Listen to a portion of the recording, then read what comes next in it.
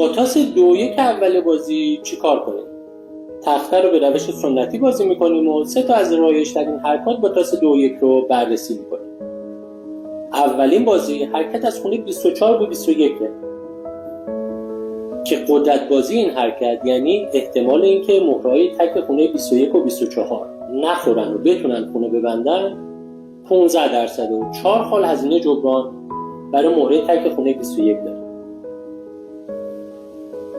دومی حرکت پیشنهادی بازی از خونه 13 به 10 که قدرت بازی این حرکت 24% و مهره تک تو خونه 10 15 خال هزینه جبران داره.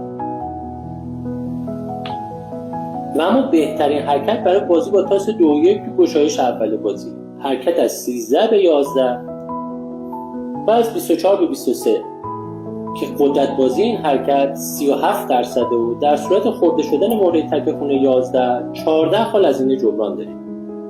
نحوه محاسبه این احتمالات رو تو پست‌های بعدی خدمتتون عرض می‌کنم. اما نکته‌ای که تو این بازی داریم اینه که مهره‌های تک تو خونه‌های 23 و 11 هر دو با تاس 6 و 4 میخورن و حریف باید انتخاب کنه بزنه و خونه ببنده و یا مهره تک خونه 11 رو با هزینه جبران بالاتر بزنه. کدوم انتخاب بهتریه؟